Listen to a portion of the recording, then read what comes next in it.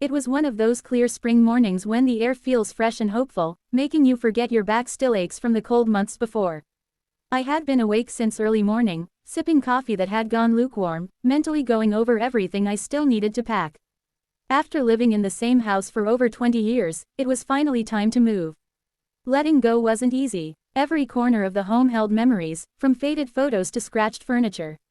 The company I worked for had offered some support for the move, which helped financially, but that didn't mean I had anyone to help carry the heavy stuff. I'd already strained my shoulder the week before trying to haul an old printer down to my car. So, when my boss, Miriam, called and offered to send her son to lend a hand, I accepted without much thought. Her son, Jason, wasn't a stranger exactly. I'd met him briefly once at a holiday event at the office. I remembered how quiet he was, calm in a way that didn't ask for attention. He'd come to drop off a gift for his mother and hadn't said much, but something about him stuck in my memory. So, when the doorbell rang right before 10, I wasn't sure what to expect. I opened the door and saw him standing there, tall and relaxed, wearing jeans and a flannel shirt, tool bag over his shoulder. He had a genuine smile on his face, the kind you don't see often anymore. "Miss Harper, right?" he asked, reaching out his hand. "I'm Jason. My mom said you might need some help today." I laughed and stepped aside to let him in. "Call me Diane," I said. "And yes, I really do."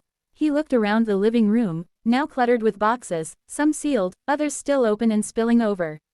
He smiled, noticing the organized chaos. I told him I'd handled the lighter stuff already, but the rest, old files, books, photo albums, the garage, was still untouched. He joked that we were in for some dusty memories and rolled up his sleeves, ready to work. I showed him what needed to be done and tried not to hover, but something about his presence threw me off a little. Not in a bad way, just enough to make me feel oddly aware of how quiet the house was now that someone else was in it. At one point, he pulled a picture frame out from behind a cabinet and handed it to me. It was a photo of me and my late husband, taken not long after we bought the house. Jason looked at it briefly before passing it over and said softly, "You look happy here." "We were," I said. "It was a long time ago. He passed 8 years ago." "I'm sorry," he said. "That kind of loss, it never really leaves, does it?" I shook my head, fingers lightly brushing the frame. "It becomes part of you. Like something you carry in your chest, always there." We stood quietly for a moment, and then went back to packing. But after that, something felt different. There was a tenderness in the way he spoke to me, a kind of unspoken understanding. We moved into the garage, sorting through old paint cans, broken tools, and bits of my past I hadn't touched in years. Jason picked up a wooden carving I'd long forgotten, something I had started when I was still trying to learn woodworking. "You made this?" he asked, holding it gently. I nodded. I used to love working with my hands. The carving wasn't perfect, uneven and a bit rough, but it meant something to me. It reminded me of a time when I still made things, when I still believed I had more to offer than memories. It was one of those bright spring mornings that made you forget winter had just left its mark. I'd been up early, nursing a cup of lukewarm coffee and silently going over the list of things I still needed to pack. After over 2 decades in the same house, I was finally downsizing. The decision wasn't easy, every corner of that home held memories. Still, I kept telling myself I was ready. My company offered a moving allowance, which helped with the costs but didn't come with extra hands. I'd already strained my shoulder the previous week trying to carry an old printer on my own. So when my boss, Miriam, called to check on my progress and offered to send her son to lend a hand, I accepted without hesitation. I remembered meeting Jason once at an office holiday party. He'd brought his mom a scarf, didn't say much, but there was something quietly magnetic about him. He had that calm, self-assured presence that some men grow into with age. So, I wasn't expecting much, but at exactly 2 minutes before 10, my doorbell rang. There he stood, tall, composed, in worn jeans and a flannel shirt, sleeves rolled, tool bag slung over one shoulder. He smiled, warm and genuine, and extended his hand. "I'm Jason," he said. "Mom said you might need some help today." I smiled and stepped aside. "Call me Diane." And yes, very much so. The living room was a chaos of half-packed boxes, some sealed, others wide open. Jason scanned the room and nodded. I explained that I'd handled the easy stuff, but the heavier and more sentimental things were still untouched: old photo albums, boxes of files, the garage full of forgotten tools. He smiled and rolled up his sleeves a bit more. As he moved around the space with ease, something about his presence unsettled me, but not in a threatening way. It was more like I had become hyper-aware of the quiet pauses between our conversations. At one point, he handed me a photo that had slipped behind a cabinet, an old picture of me and my late husband, taken just after we'd bought the house. Jason held it gently for a moment before passing it to me. "You looked happy," he said softly. I nodded. "We were. He passed away 8 years ago." Jason's face softened. "That kind of loss never really leaves, does it?" I traced the frame with my fingers and replied, "It becomes part of you." After that moment, something shifted. His gaze held a tenderness I didn't expect. We worked for over an hour in the garage, sorting through dusty tools, paint cans, and forgotten relics. He pulled out a wood carving I'd started years ago. It was rough, unfinished. "You made this?" he asked. I laughed. "I did, a long time ago. I used to enjoy working with my hands." He studied the carving and said, "You should go back to it. You've got a real eye for shape." The way he said it, it wasn't just polite, it felt honest, like he meant it. By midday, we had made real progress.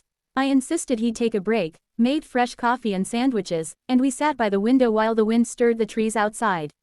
I asked about his work. He said he did freelance design and renovations, mostly small interior projects.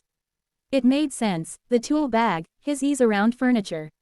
He told me he liked creating spaces that felt like they belonged to the people who lived in them, not just functional, but personal. I told him that was rare these days. There was a strange kind of peace in our silence after that. When he asked if it was hard letting go of the house, I told him yes, but not for the obvious reasons. It wasn't the structure I'd miss, it was the memories. The ghosts, I call them. They're quiet but they don't like change. Jason nodded. Sometimes, it takes someone new to help make peace with them. That sentence lingered in my mind. When the day wound down, and he was about to leave, sweat dampening his shirt and dust smudging his sleeves, I found myself hesitating. I thanked him. He smiled and said, "Anytime." Then he paused. "Would it be okay if I came back tomorrow? I've got time, and it feels like we just started." Something fluttered in my chest. Gratitude, maybe, or something I hadn't felt in a long time. I said yes. After the door closed behind him, I leaned against it, heart beating in a way I didn't expect. The boxes weren't the only things shifting that day, something inside me had moved too. The next morning, I spent more time brushing my hair, dabbed on lipstick I hadn't used in months. Not to impress him, I told myself, but because it felt good to care again. Something about the house felt different too, like the air itself was waking up. Jason returned around 10:30. And though we picked up where we left off, the energy between us was undeniably different. I almost laughed at how relieved I felt when I saw Jason standing on the porch the next day, wearing that same relaxed smile, a tray of iced coffees balanced in his hands. "Thought you might like something cold today," he said, handing one to me. I took it gratefully. "You're already spoiling me," I teased. "Keep this up and I'll have to put you on the payroll." He smirked. "Fair trade. You feed me sandwiches, I lift heavy things. We'll call it even." We dove into the bedroom closet, which felt like the last big hurdle in the move. It was jammed with old clothes I hadn't worn in years, forgotten boxes, and a drawer full of mismatched scarves I couldn't bring myself to throw out. While Jason hauled out the bulkier bins, I sat on the edge of the bed, flipping through a stack of dusty journals. Then I opened a small velvet box I didn't recognize. Inside was a thin silver bracelet, delicate and elegant. My breath hitched. It was the one my husband had given me for our 15th anniversary, something I hadn't seen in years. Jason noticed my stillness. "You okay?" he asked gently. I nodded but didn't speak for a moment. The bracelet felt light in my hand, but the memory it stirred was heavy. I turned it over and traced the small engraving on the back, "Still us. Always." "He gave me this the year before he died," I finally said, my voice barely above a whisper. "We were going through a hard time, work, his health, life in general. Everything felt like it was piling up. And then one night, without a word, he handed me this.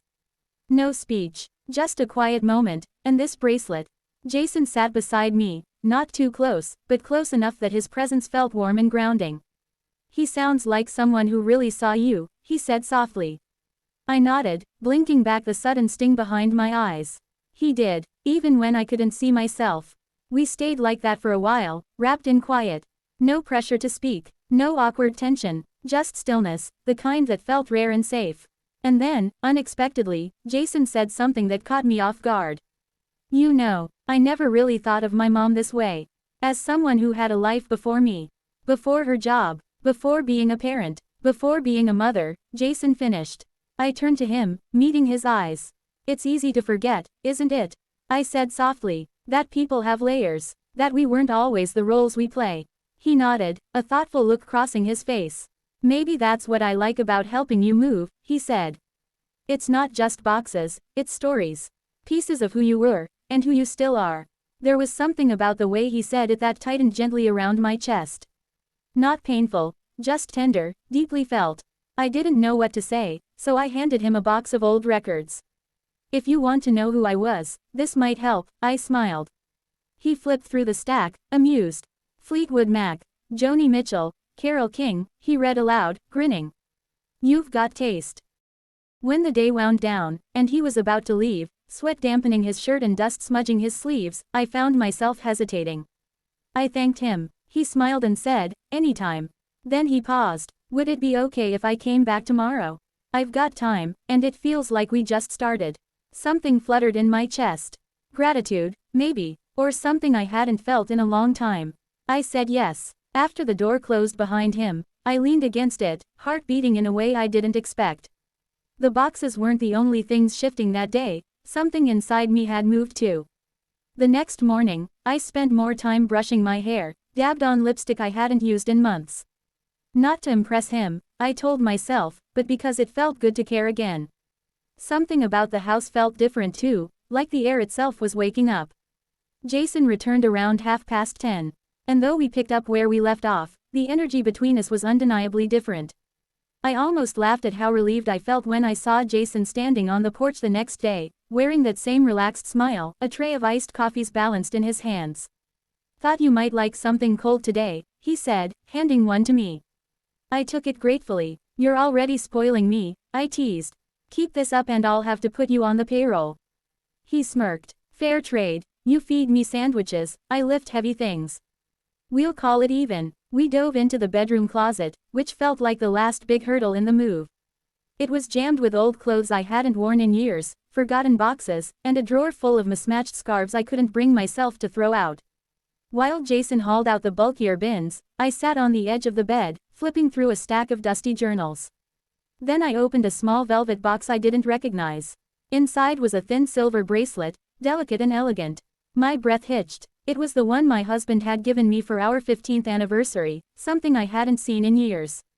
Jason noticed my stillness. You okay? He asked gently. I nodded but didn't speak for a moment. The bracelet felt light in my hand, but the memory it stirred was heavy. I turned it over and traced the small engraving on the back, still us. Always. He gave me this the year before he died, I finally said, my voice barely above a whisper. We were going through a hard time, work, his health, life in general. Everything felt like it was piling up. And then one night, without a word, he handed me this. No speech, just a quiet moment, and this bracelet. Jason sat beside me, not too close, but close enough that his presence felt warm and grounding. He sounds like someone who really saw you, he said softly. I nodded, blinking back the sudden sting behind my eyes. He did, even when I couldn't see myself. We stayed like that for a while, wrapped in quiet. No pressure to speak, no awkward tension, just stillness, the kind that felt rare and safe. And then, unexpectedly, Jason said something that caught me off guard. You know, I never really thought of my mom this way. As someone who had a life before me. Before her job. Before being a parent. Before being a mother, Jason finished. I turned to him, meeting his eyes. It's easy to forget, isn't it? I said softly. That people have layers. That we weren't always the roles we play. He nodded, a thoughtful look crossing his face. Maybe that's what I like about helping you move, he said. It's not just boxes, it's stories. Pieces of who you were, and who you still are. There was something about the way he said it that tightened gently around my chest. Not painful, just tender, deeply felt. I didn't know what to say, so I handed him a box of old records. If you want to know who I was, this might help, I smiled. He flipped through the stack, amused. Fleetwood Mac, Joni Mitchell, Carole King, he read aloud, grinning. You've got taste. I teased. You think I'd be the type of woman who packs up her music last? He looked at me, really looked, and said quietly, I think you're the kind of woman who saved the most important parts for last. That comment hit me deeper than it should have.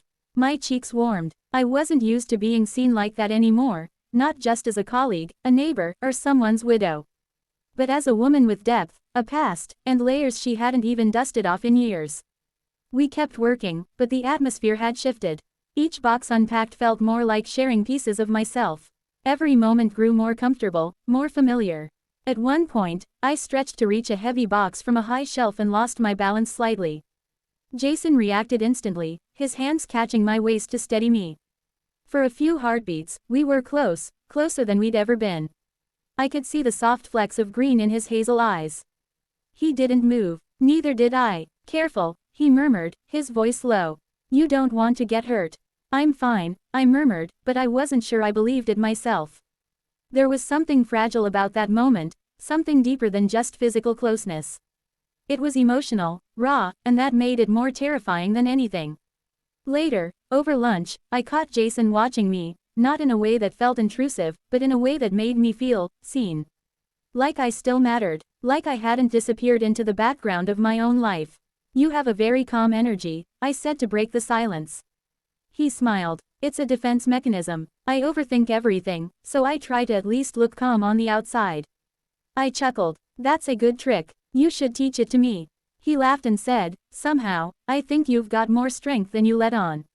The compliment hung in the air between us, warm and unforced. And for once, I didn't brush it off. I let it sit with me, let it mean something. When he started packing up to leave, the sun was low in the sky, casting golden strips of light through the blinds. At the door, he turned back toward me. I'll be around tomorrow if you still need help, he offered. I smiled softly. I do, but not just with the boxes. His gaze held mine for a long, quiet moment, something flickering there neither of us named.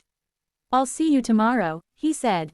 After the door closed, I stood still, the fading light wrapping around me. Something had shifted again, something delicate, yet real. The house was slowly emptying, yes. But inside me, something was starting to fill up again. The next morning felt different. The house, once cluttered with boxes and heavy memories, now had a strange openness to it, like it could finally breathe. Like I could breathe. Jason arrived just after 10, the same soft knock, the same easy smile. But this time, he didn't bring coffee.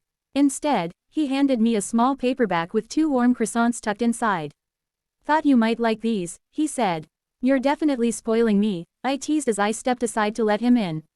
You've earned it, he replied. You've been holding the weight of this place for a long time. We stood at the kitchen counter, eating breakfast like old friends, no ceremony, no pretense, just quiet comfort.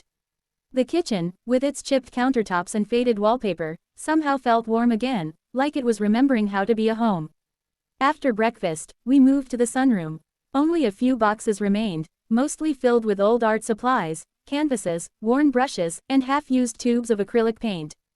Jason crouched beside one and pulled out a small, unfinished landscape. The brush strokes were rough, a little wild, but full of something real.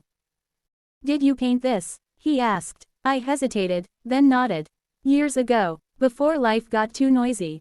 He held it carefully, like it was something fragile and precious. It's beautiful, he said. You have a strong hand. I gave a soft laugh. I used to. I haven't touched a brush in over a decade. Why not? He asked. I shrugged, feeling a slow ache rise in my chest. I think I stopped giving myself permission to make things just for me.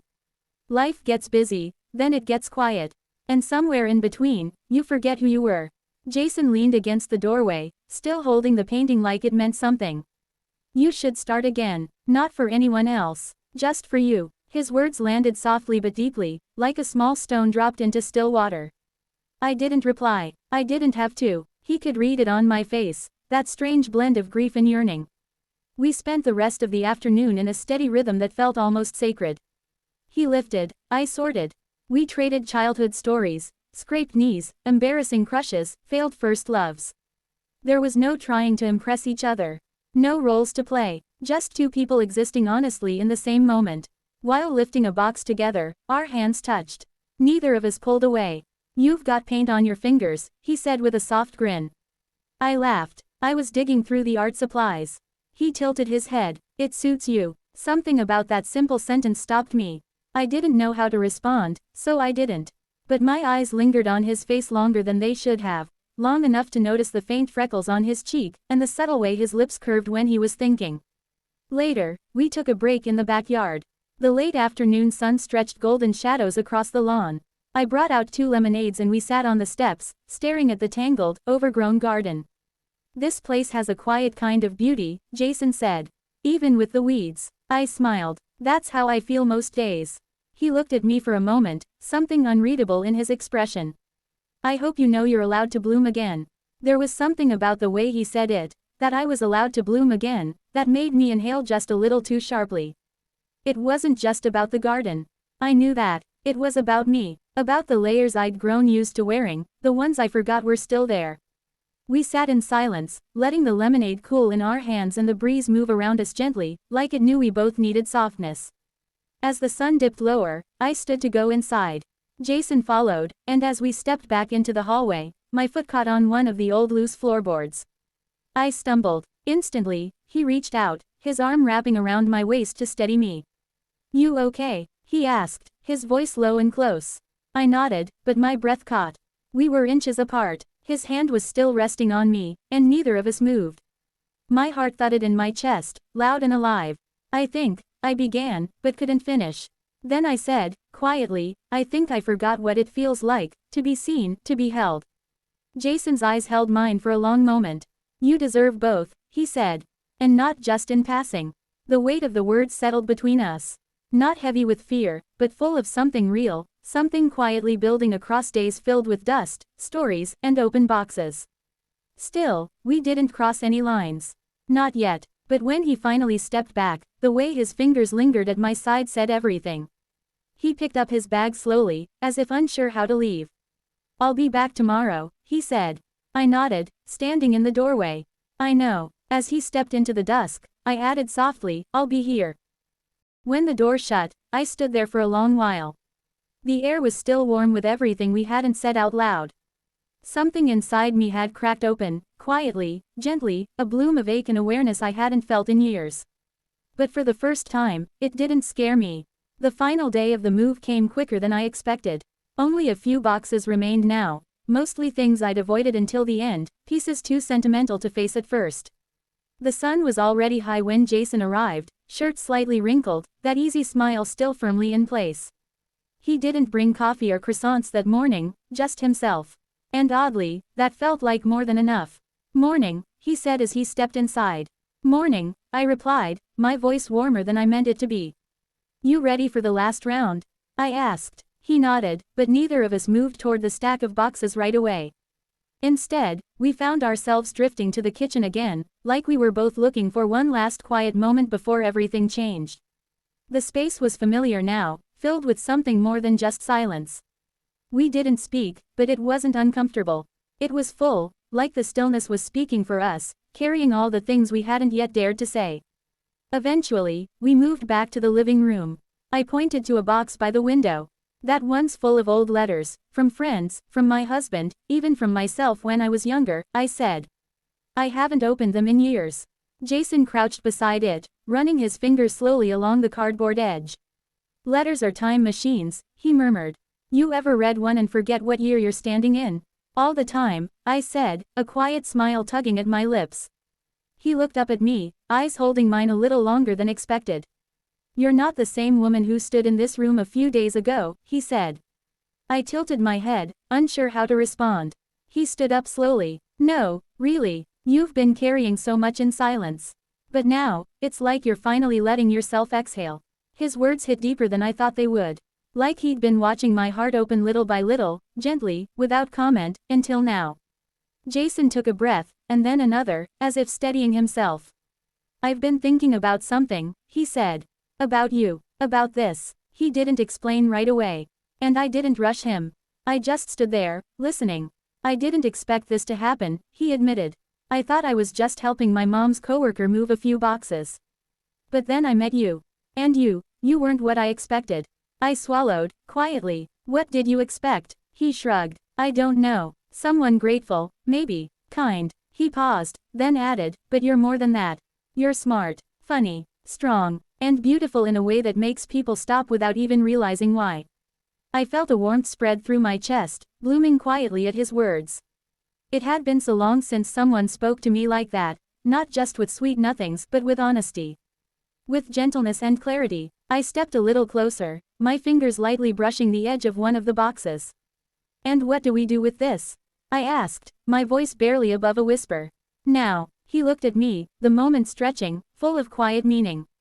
We don't rush it, he said softly. We don't label it, we just let it exist. Whatever it is. I nodded. That felt right, real. Something I could trust. Later, as we loaded the last of the boxes into my car, I found myself watching him. There was something deliberate in the way he handled everything. His touch was careful, respectful. Like he wasn't just moving things, but tending to memories. These weren't just belongings, they were fragments of who I had been, and he honored that. When we were done, we stood by the open trunk. The street was still, the moment strangely suspended. He turned toward me, facing me fully now. So this is it? He asked quietly. Maybe, I said. Maybe not. You tell me. He smiled then, slow and genuine. Would it be strange if I asked to see you again? He asked. No boxes. No heavy lifting. Just you and me. And something in me, something that had long stayed hidden, slowly unfolded. No, I said. It wouldn't be strange at all. He stepped in, not to kiss me, but to rest his forehead gently against mine. And in that small, steady closeness, there was more truth than any words could carry. It was intimate in the quietest, most grounded way. It was enough. When he pulled back, he reached up and tucked a loose strand of hair behind my ear. I'll call you, he said. Let me know when you want the closing lines. I'll be waiting, I whispered. He gave me one last look before walking away, the soft jingle of his keys the only sound in the quiet air. As he turned the corner and disappeared from view, I stood there for a while, sunlight warming my back, my chest full of something tender and real. That night in my new place, I sat among half-open boxes. The faint scent of cardboard mixed with lavender from a diffuser I'd just plugged in. I found my old paintbrushes tucked inside one of the boxes, set them gently on the table, and stared at a blank canvas for a long time. But this time, the blank space didn't feel intimidating. I didn't feel stuck. I didn't feel invisible. I felt seen, not because someone had come into my life and completed me, but because he reminded me I was never broken to begin with. And maybe, just maybe, something new was starting, something beautiful, right on the other side of goodbye.